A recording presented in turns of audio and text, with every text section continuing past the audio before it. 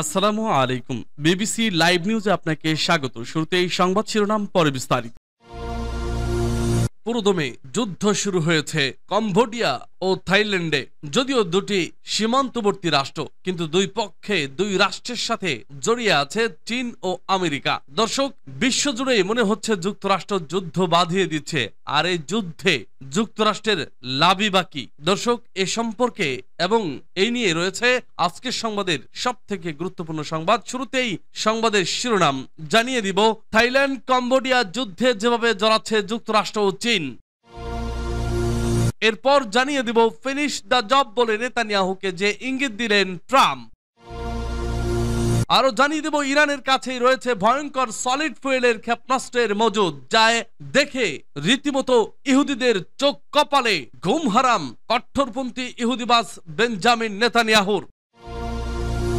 এবং জানিয়ে দেব ফিলিস্তিনকে এখনই স্বীকৃতি দিলে যা ঘটতে পারে বিপদ, এমনই মন্তব্য করলেন ইটালির প্রেসিডেন্ট। এবং সর্বশেষ জানিয়ে দেব ইরান যেভাবে আমেরিকাকে বিপদে ফেলেছে। এ নিয়ে থাকছে আরো একটি গুরুত্বপূর্ণ ডেস্ক রিপোর্ট। শুনছিলেন সংবাদ শিরোনাম, এরপর বিস্তারিত। তবে তার আগে অনুরোধ থাকবে ভিডিওটিতে একটি লাইক এবং কমেন্টস করে জানিয়ে দিন আজকের এই ভিডিও সম্পর্কে আপনার মূল্যবান মতামত। আর অবশ্যই এই ভিডিওটি আপনার ফেসবুক সোশ্যাল মিডিয়ায় শেয়ার দিয়ে ছড়িয়ে দিন, আর জানিয়ে দিন আপনি কোন জেলা থেকে বা কোথা থেকে আমাদের সংবাদটি শুনছেন এবং দেখছেন। অনুরোধ থাকবে আপনি যদি আমাদের এই চ্যানেলটিতে নতুন হয়ে থাকেন তাহলে অবশ্যই চ্যানেলটি সাবস্ক্রাইব করে পরবর্তী আপডেট সংবাদ পেতে চোখ রাখুন বিবিসি লাইভ নিউজে। 2 মাসের টানটান উত্তেজনার পর অবশেষে সামরিক সংঘাতে জড়িয়েছে দক্ষিণ পূর্ব এশিয়ার দুই দেশ থাইল্যান্ড ও কম্বোডিয়া। তবে এই সংঘাত ঘিরে যুক্তরাষ্ট্র ও চীনের ভূমিকা নিয়েও প্রশ্ন উঠছে। বলা হচ্ছে জাপান কম্বোডিয়া সংঘাতে জড়ালেও এটি মূলত চীন যুক্তরাষ্ট্রের প্রক্সি যুদ্ধ। কিন্তু এই সংঘাতে কিভাবে জড়িত যুক্তরাষ্ট্র ও চীন, বিস্তারিত জানাবো এইচ.এম. হাসানের প্রতিবেদনে। 24 জুলাই থেকে শুরু হওয়া থাইল্যান্ড ও কম্বোডিয়ার মধ্যে সামরিক সংঘাত বিশ্ব রাজনীতিতে নতুন করে আলোচনার জন্ম দিয়েছে। সীমান্ত বিরোধ এবং ঐতিহাসিক উত্তেজনার রেস ধরে শুরু হওয়া এই সংঘাত এখন আর শুধু দুই প্রতিবেশী দেশের লড়াই নয়, বরং এতে জড়িয়ে পড়েছে বিশ্বের দুই পরাশক্তি যুক্তরাষ্ট্র ও চীন। বিশেষজ্ঞদের মতে এটি ধীরে ধীরে একটি প্রক্সি ওয়ার বা ছায়া যুদ্ধে রূপ নিতে পারে, যেখানে মিত্র রাষ্ট্রের ছায়ায় পরাশক্তিরা নিজেদের ভূরাজনৈতিক খেলা খেলছে। দীর্ঘদিন ধরে থাইল্যান্ডকে একটি মেজর ন্যাটো অ্যালাই হিসেবে চিহ্নিত করে আসছে যুক্তরাষ্ট্র। থাইল্যান্ডের বিমান বাহিনীতে যুক্তরাষ্ট্রের সরবরাহকৃত F-16 যুদ্ধ বিমান সহ আধুনিক সামরিক প্রযুক্তি রয়েছে, যা সংঘাতে ব্যবহৃত হচ্ছে। সাম্প্রতিক রিপোর্ট অনুযায়ী থাইল্যান্ডকে F-16 ব্যবহারের অনুমতি দিয়েছে ওয়াশিংটন, যা এক প্রকার সামরিক সমর্থনের স্বীকৃতি। এছাড়া থাই বাহিনীকে গোয়েন্দা তথ্য ও প্রশিক্ষণ সরবরাহের অভিযোগও উঠেছে যুক্তরাষ্ট্রের বিরুদ্ধে, যদিও তা প্রকাশ্যে স্বীকার করা হয়নি। অপরদিকে চীন বহুদিন ধরে কম্বোডিয়ার ঘনিষ্ঠ মিত্র দেশটির সেনাবাহিনীকে তারা VT-4 ট্যাঙ্ক, জেট-9 হেলিকপ্টার ও অন্যান্য চীনা অস্ত্র সরবরাহ করেছে। সংঘাত শুরুর পর থেকেই চীন কূটনৈতিকভাবে কম্বোডিয়ার পাশে দাঁড়িয়েছে এবং পশ্চিমাদের উপনিবেশিক মানসিকতাকে দায়ী করে উত্তেজনা প্রশমনের আহ্বান জানাচ্ছে। তবে বিশ্লেষকরা বলছেন চীনের এই কৌশলগত অবস্থান দক্ষিণ পূর্ব এশিয়ায় নিজেদের প্রভাব ধরে রাখার চেষ্টা। দক্ষিণ চীন সাগর সংলগ্ন অঞ্চলগুলোতে চীনের অবস্থান শক্ত করার লক্ষ্যেই তারা কম্বোডিয়াকে সব রকম সহায়তা দিতে প্রস্তুত। বিশ্লেষকদের আশঙ্কা দুই পরাশক্তির এই বিপরীতমুখী সমর্থন সংঘাতটিকে প্রক্সি যুদ্ধের রূপ দিতে পারে। যুদ্ধক্ষেত্রে যুক্তরাষ্ট্র চীন সরাসরি সংঘাতে না জড়ালেও তাদের অস্ত্র প্রযুক্তি এবং কৌশলগত নির্দেশনার মাধ্যমে যুদ্ধের গতিপথ নির্ধারিত হচ্ছে। এমন নজির অতীতেও দেখছে বিশ্ব। সিরিয়া, ইউক্রেন, আফগানিস্তান, এমনকি বাংলাদেশের স্বাধীনতা যুদ্ধের সময়ও যুক্তরাষ্ট্র ও চীন পাকিস্তানের পক্ষে অবস্থান নিয়েছিল। যুক্তরাষ্ট্র থাইল্যান্ডকে শান্তিপূর্ণ সমাধানের জন্য মধ্যস্থতার প্রস্তাব দিয়েছিল, যা থাই সরকার প্রত্যাখ্যান করে। একইভাবে চীন উত্তেজনা প্রশমনের বার্তা দিলেও যুদ্ধবন্ধে দৃশ্যমান কোনো পদক্ষেপ নেয়নি। ফলে কূটনৈতিক প্রচেষ্টা কার্যত ব্যর্থই বলা যায়। এই যুদ্ধ শুধু থাইল্যান্ড বা কম্বোডিয়ার সমস্যা নয়, বরং এর অভিঘাত পুরো অঞ্চলে ছড়িয়ে পড়তে পারে। আঞ্চলিক বাণিজ্য, পর্যটন, নিরাপত্তা, এমনকি আসিয়ান সদস্য দেশগুলোর পারস্পরিক সম্পর্কেও নেতিবাচক প্রভাব ফেলতে পারে। আশঙ্কা করা হচ্ছে যদি এই সংঘাত দীর্ঘায়িত হয় তবে তা দক্ষিণ পূর্ব এশিয়ায় এক নতুন ঠান্ডা যুদ্ধের সূচনা হতে পারে, যেখানে যুক্তরাষ্ট্র ও চীন তাদের নিজ নিজ মিত্রদের যুদ্ধক্ষেত্রে রেখে প্রতিপক্ষ হিসেবে অবস্থান নেবে। থাইল্যান্ড ও কম্বোডিয়ার যুদ্ধ একটি সীমান্ত সংঘাত হলেও এর পেছনে যে দুটি পরাশক্তির ছায়া পড়েছে তার অস্বীকার করার উপায় নেই। যুক্তরাষ্ট্র ও চীনের ভূ রাজনৈতিক স্বার্থ, আঞ্চলিক প্রভাব বিস্তারের প্রতিযোগিতা এবং কৌশলগত মিত্রতা এই সংঘাতকে আরো জটিল করে তুলেছে। গাজায় ইসরায়েলি আগ্রাসন ও খাদ্য ঘাটতির কারণে প্রতিনিয়ত প্রাণ হারাচ্ছেন শত শত ফিলিস্তিনি। গাজায় একের পর এক বোমা হামলা চালিয়ে যাচ্ছে নেতানিয়াহু বাহিনী। প্রাণ কেন্দ্রগুলোতেও পরিণত করা হয়েছে প্রাণঘাতী ফাঁদে। এত সব অমানবিকতার মধ্যে ইসরায়েলের মদতদাতা যুক্তরাষ্ট্রের প্রেসিডেন্ট ডোনাল্ড ট্রাম্পের ফিনিশ দ্য জব বলে নেতানিয়াহুকে নির্দেশনা আসলে কিসের ইঙ্গিত দিচ্ছে? ফিনিশ দ্য জব ডোনাল্ড ট্রাম্পের এই মন্তব্যে নতুন করে উত্তপ্ত করে তুলেছে মধ্যপ্রাচ্যের রাজনীতি। গাজায় ইসরায়েলি সামরিক আগ্রাসনের মধ্যে ট্রাম্পের এমন মন্তব্যকে দেখা হচ্ছে শান্তি প্রক্রিয়া থেকে যুক্তরাষ্ট্রের স্পষ্ট সরে যাওয়ার বার্তা হিসেবে। গাজায় যুদ্ধবিধ্বস্ত পরিস্থিতির মধ্যে ইসরায়েলের সামরিক অভিযান আরো জোরদার করার আহ্বান জানিয়েছেন যুক্তরাষ্ট্রের প্রেসিডেন্ট ডোনাল্ড ট্রাম্প। বৃহস্পতিবার স্কটল্যান্ড সফরের প্রাক্কালে এক সংবাদ সম্মেলনে তিনি বলেন, finish the job they want to die.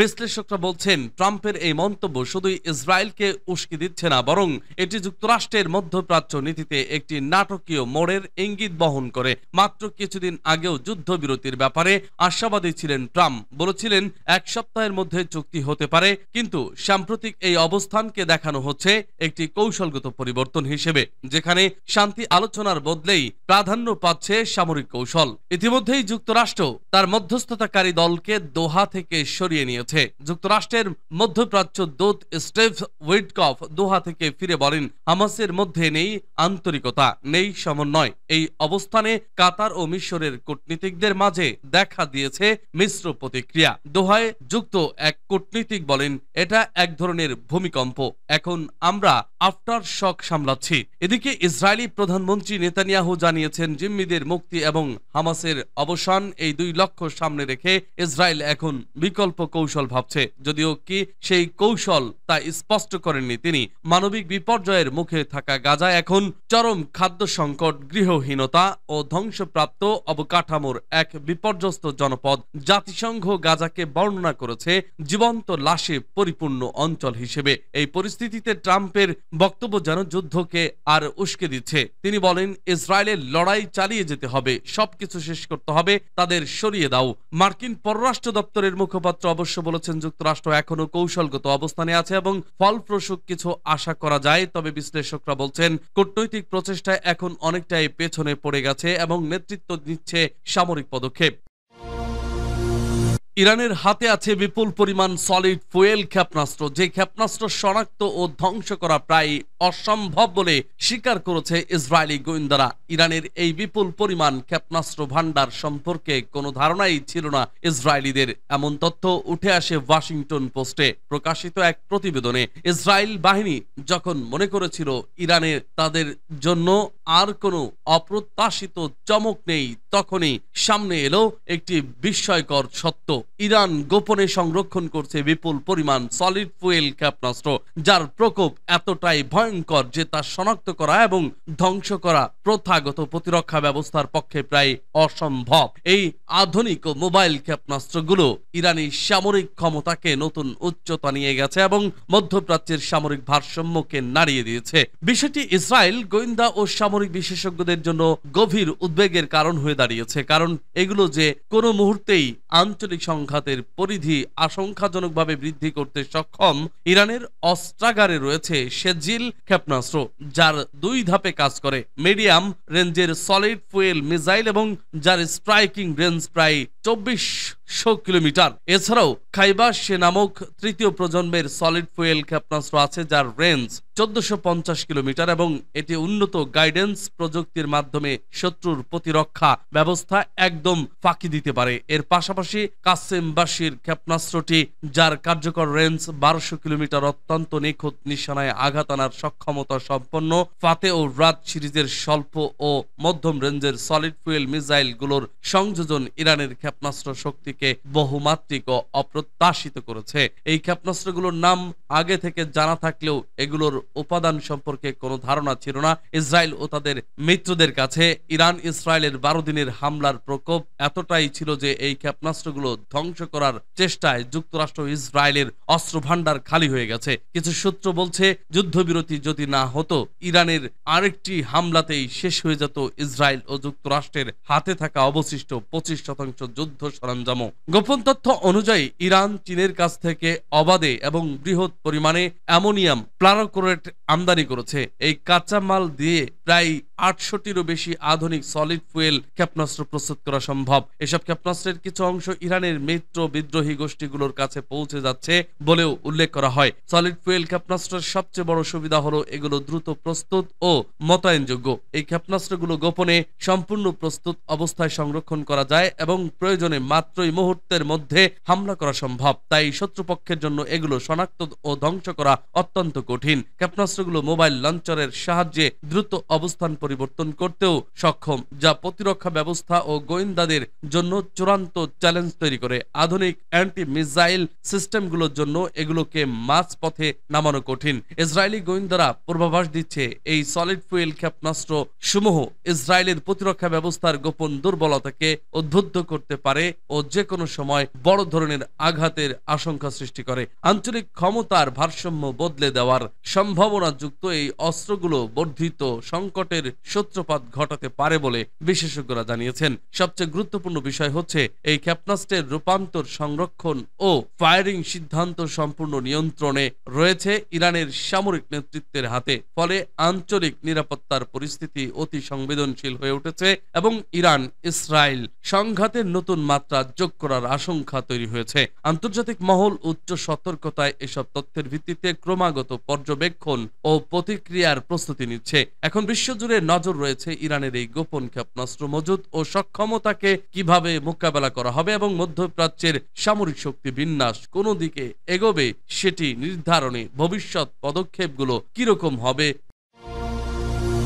ফিলিস্তিনকে এখনই স্বীকৃতি দিলে হিতে বিপরীত হতে পারে, একথা বলেছেন ইতালির প্রধানমন্ত্রী জর্জিয়া মেলোনি। তার ভাষায় ফিলিস্তিন রাষ্ট্র গঠনের আগেই সেটিকে স্বীকৃতি ভালো ফল বয়ে আনবে না। ইতালিয়ান দৈনিক লা রিপাবলিককে মেলোনি বলেন, আমি ফিলিস্তিন রাষ্ট্রের পক্ষে, তবে রাষ্ট্র প্রতিষ্ঠার আগে স্বীকৃতির পক্ষে নই আমি, কেননা অস্তিত্বহীন কিছু কাগজে কলমে স্বীকৃতি পেলে সমস্যার সমাধান না হলেও সেটি হয়ে গেছে বলে মনে হবে। ফ্রান্সের প্রেসিডেন্ট ইমানুয়েল ম্যাক্রো গেল সপ্তাহে জানান আগামী সেপ্টেম্বরে জাতিসংঘের সাধারণ অধিবেশনে ফিলিস্তিন রাষ্ট্রকে স্বীকৃতি দেবে প্যারিস।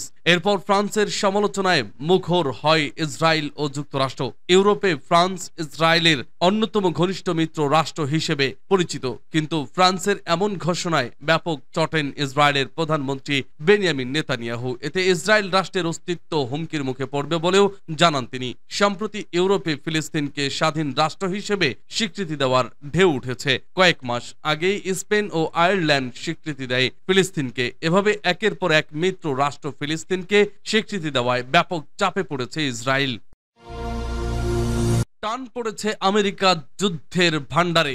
নিজে কোনো দেশের সাথে যুদ্ধে না জড়িয়েও ইসরায়েলের জন্যই ট্রাম্পের সমরাস্ত্র ভান্ডারের অবস্থা বেহাল। তাহলে যুক্তরাষ্ট্র এককভাবে যখন যুদ্ধ করে যাবে তখন স্বল্প সময়ের মধ্যে কোথায় এত অস্ত্র পাবে? ওয়াশিংটন এমন প্রশ্ন ঘুরপাক খাচ্ছে সব মহলে। ইরানের সাথে ইসরায়েলি যুদ্ধে পরোক্ষভাবে জড়িয়ে পড়ে মার্কিন যুক্তরাষ্ট্র। ইসরায়েলের একমাত্র শক্তি মিত্র দেশ যুক্তরাষ্ট্র এই যুদ্ধে সমরাস্ত্র সরবরাহ করেছে শুরু থেকেই। কিন্তু ইরান যখন মিসাইলের বহর দিয়ে ইসরায়েলের তাণ্ডব লীলা চালাচ্ছে তখন বন্ধু দেশের এমন দুরবস্থা মেনে নিতে পারেনি মার্কিন প্রেসিডেন্ট ডোনাল্ড ট্রাম্প। তিনি ঠিক করলেন হামলা চালাবেন ইরানের পরমাণু স্থাপনায়। সেই মতো ইরানের ফোর্দো, নাতানজ এবং ইস্পাহানে আঘাত আনে ট্রাম্পের B-2 বোম্বারের বাংকার বাস্টার। কিন্তু মার্কিন ঘাঁটিতে ইরানের প্রত্যাঘাতে এই সংঘাত থামাতে বাধ্য হন ট্রাম্প। এরপরই খবর আসতে শুরু করে ইরানি মিসাইল বৃষ্টি প্রতিহত করতে গিয়ে বিপজ্জনকভাবে ফুরিয়ে গেছে ইসরায়েলের আকাশ প্রতিরক্ষা ব্যবস্থার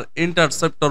এবার ওয়ার্ল্ড স্ট্রিট জার্নালেও এই যুদ্ধের কারণে মার্কিন মজুদেরও বেহাল দশা। প্রতিবেদনে ইসরায়েলকে যুক্তরাষ্ট্রের অভূতপূর্ব সহায়তার ব্যাপারে বিস্তারিত তুলে ধরা হয়েছে। বলা হয়েছে ইসরায়েলকে যুক্তরাষ্ট্র দুটো থার্ড সিস্টেম দিয়েছিল, কিন্তু ইরানি মিসাইল সেগুলো ভেদ করতে সক্ষম হয়েছিল যুদ্ধে। এর বাইরেও ছিল প্যাট্রিয়ট মিসাইল ব্যবস্থা। পর্যবেক্ষকরা বলছেন বহু বিলিয়ন ডলারের আমেরিকান প্রতিরক্ষা ব্যবস্থা প্রত্যাশা অনুযায়ী কাজ করতে ব্যর্থ হয়েছে। ইরানি মিসাইলগুলো এতটাই অপ্রতিরোধ্য ছিল যে সৌদি আরবের কেনা থার্ড ইন্টারসেপ্টর ইসরায়েলকে দেওয়ার পরিকল্পনায় এঁটেছিলেন মার্কিন কর্মকর্তারা। এই যুদ্ধে যুক্তরাষ্ট্রের 150টিরও বেশি থার্ড ইন্টারসেপ্টর ব্যবহার হয়েছে। ব্যবহৃত থার্ডের ইন্টারসেপ্টরের শূন্যতা পূরণে $2 বিলিয়ন পর্যন্ত খরচ হতে পারে। সেই সাথে এগুলো পূরণ করতে 1 বছরের বেশি সময় প্রয়োজন। এই সিস্টেম নিয়ে কাজ করা মার্কিন প্রতিরক্ষা জায়ান্ট লকহিড মার্টিন বছরে মাত্র 100টি ইন্টারসেপ্টর তৈরি করতে পারে।